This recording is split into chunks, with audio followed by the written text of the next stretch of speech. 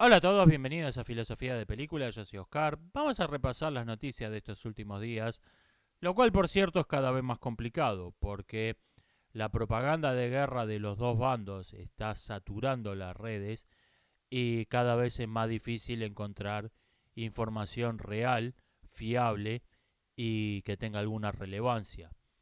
Y en esto no solo es la malicia la que lo provoca, sino también la incompetencia, porque muchos periodistas son o bien el cupo de aborígenes witch y lesbiana que tiene que tener la emisora, o bien militantes políticos que están ahí porque escriben artículos alabando al amado líder.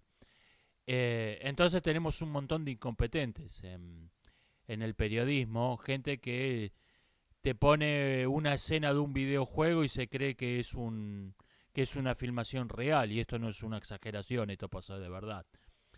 Entonces, entre la malicia y la incompetencia, tenés un bulo, una bola de nieve de desinformación que crece cada día, donde es cada vez más difícil encontrar información relevante y fiable.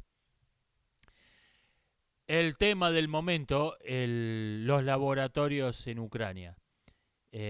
Acusaciones cruzadas de esto, del otro. Va a salir ahí el virus zombie que va a acabar con la humanidad. Am, Esto lo estuve buscando. Mencionaron el nombre de uno de los laboratorios que tomaron los rusos, el principal del que estaban hablando.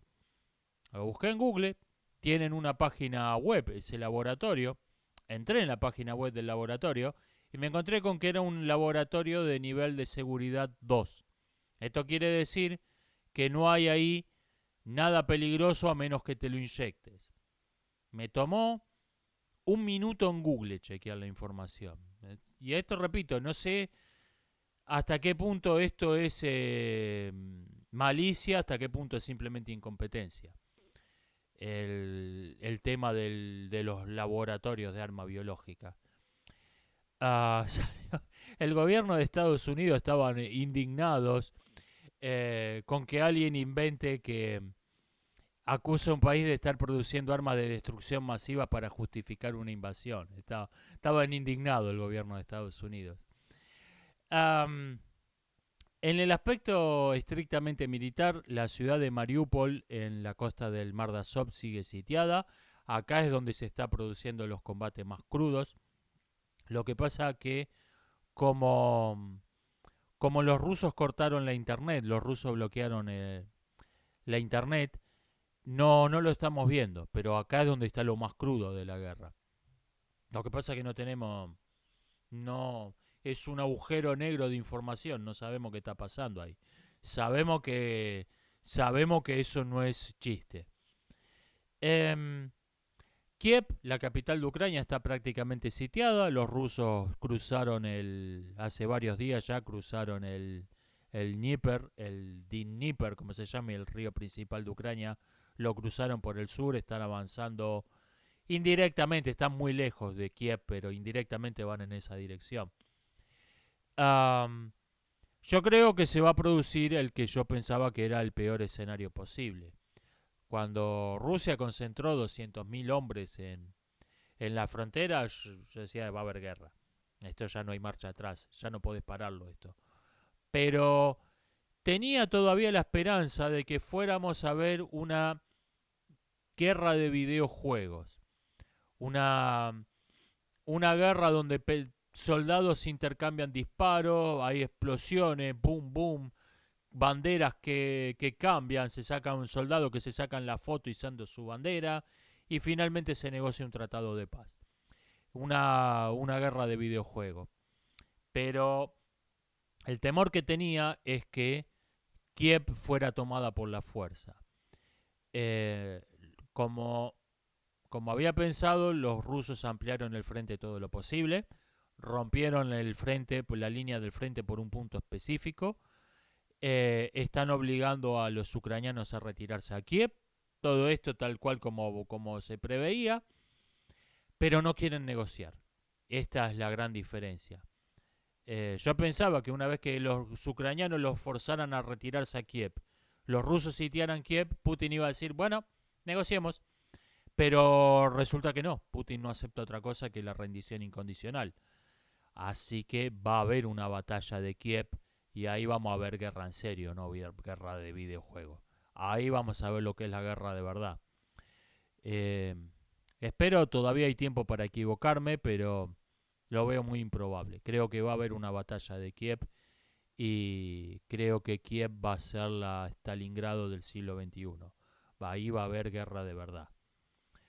Em, Todavía estoy a tiempo de equivocarme, todavía esto puede terminar siendo una guerra de videojuegos, pero lo veo difícil. Sobre todo porque Rusia pagó un precio muy alto por esta guerra, mucho más de lo que pensaban. Tenemos, por un lado, en el campo de batalla, tuvieron más de 1000 vehículos, ya se tienen más de 1000 vehículos destruidos o capturados, y las estimaciones de bajas no hablan de más de 4000 muertos, la más modesta, de 4000 muertos rusos. Y además el precio económico que han pagado. El rublo ha perdido un tercio de su valor en estas semanas. O sea que como dijo el famoso Pirro, otra victoria como esta y estamos acabados. Yo creo que los rusos van a ganar la guerra, pero a un precio altísimo, un precio que mucho más alto del que pensaban pagar. Va a ser una victoria pírrica. La propaganda mayoritaria en Occidente, que es pro-ucraniana, muestra, oh, niños ucranianos capturan una columna de tanques con una gomera. Está llena de esa propaganda la red, pero lo que vemos en la mesa de negociaciones, que donde está la verdad, es los ucranianos quieren negociar la rendición. Y la única razón por la que todavía no se han rendido es porque los rusos no aceptan otra cosa que la rendición incondicional. O sea, no es verdad que Ucrania esté ganando la guerra. Sí es verdad que le están haciendo que cueste muy cara la victoria a los rusos. Literalmente muy cara la devaluación del rublo y en sentido figurado. Eh, Hubo un incidente bastante curioso con los MiG-29 polacos. Los MiG-29 son los mismos aviones, son aviones de la época soviética mejorados, mejorado en la parte electrónica, que son los mismos que usaban los ucranianos. O sea, Ucrania tiene ya pilotos entrenados para pilotearlos. No es algo que, bueno, eso no es para esta guerra. Eso lo pueden usar en esta guerra si se lo dan, pero nadie tuvo huevo para dárselo. Los polacos dijeron, sí, nosotros se lo damos a la OTAN, pero nosotros no se lo damos a Ucrania. Eh, entonces dijeron, se lo damos a Estados Unidos y Estados Unidos se lo da a los ucranianos, pero los yanquis dijeron, no, pará, darle nosotros esto a los ucranianos, no. Vamos a hacerlo todo junto, la OTAN, o sea, la estrategia de Fuente Ovejuna. Fue la OTAN. Eh, pero ahí se le tiraron atrás los alemanes y otros de europeos. O sea, nadie tuvo huevo para darle esos aviones a Ucrania. Eh, y eso, a diferencia de los envíos de armas de infantería, de lanzagranadas y similares, que son más que nada un gesto simbólico, eso podría haber hecho una diferencia. 27 MiG-29 se hablaba que tiene Polonia, y la Fuerza Aérea Ucraniana original estaba compuesta por 37 de esos aviones, o sea, está bien, son menos de los que ya derrotaron los rusos, pero podía ser una diferencia real en la guerra. Lo, Algo muy curioso de esta guerra es que los rusos todavía no han dominado por completo el aire. Esto se pensaba que en 1 o 2 días iban a tener un control completo del aire. No, la Fuerza Aérea Ucraniana sigue operando. Tiene drones y ayer o anteayer hubo combates aéreos entre aviones. Un completo misterio dónde estaban escondidos esos tipos, pero el punto es que los ucranianos siguen peleando en el aire todavía. Esto fue completa, una completa sorpresa en esta guerra. Una gran lección que deja también esta guerra es el poder que tienen los partisanos en la época de Internet, algo que ya se había visto en conflictos anteriores, pero en esta se puso muy, muy en evidencia. Un grupo de personas sin entrenamiento militar, armados con escopetas y pistolas y cócteles Molotov, no son gran cosa, no son algo muy relevante, pero un grupo de personas sin entrenamiento militar, armados con pistolas y escopetas y cócteles Molotov, a los que les pasan inteligencia militar al teléfono, hay una diferencia enorme. Hay una diferencia enorme. En esta guerra los partisanos están haciendo un enorme daño a las fuerzas de ocupación. Mayormente destruyendo camiones de combustible. ¿Y qué pasa? Destruir un camión de combustible indirectamente es destruir un tanque, porque el tanque se queda sin gasolina y los soldados no tienen mucha gana de quedarse adentro de una lata inmóvil en medio del territorio enemigo, entonces lo abandonan. Y tenés un tanque, capturaste un tanque indirectamente destruyendo camiones de combustible. Eso ha demostrado ser un hecho muy relevante en este conflicto. Se ha hablado mucho de los voluntarios, voluntarios y voluntarios entre comillas. Yo voy a hacer un análisis cualitativo de quiénes creo que son esos tipos, porque no tenemos suficiente información para hacer un análisis cuantitativo, qué porcentaje representa cada uno. Ni siquiera sabemos cuántos son esos tipos. La fuente hablan de 10.000 a 40.000. Estamos hablando de una diferencia del 300% entre lo que dice uno y lo que dice otro. Yo los agrupé en 5 categorías que, repito, no sé qué porcentaje representan cada uno. Veo 5 tipos humanos ahí. Voluntarios, 5 millas. Idealistas que dicen voy a ir a pelear por la libertad de Ucrania. Quijotes. Sin duda los hay.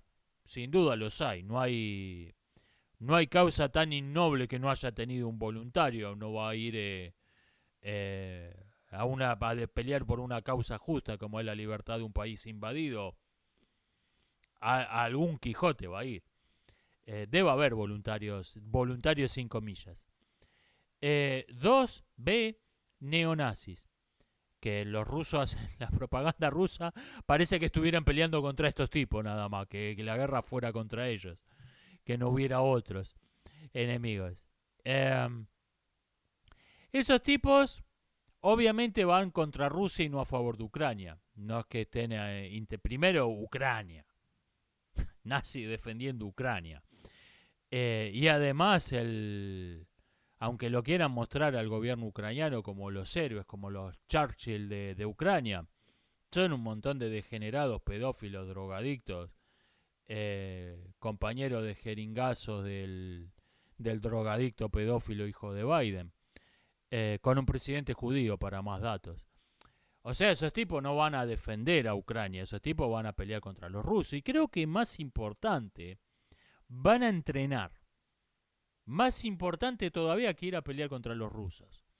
Van a entrenar, van a formar cuadros con experiencia en combate real, porque esos tipos están pensando en Europa. Esos tipos no están pensando en Ucrania.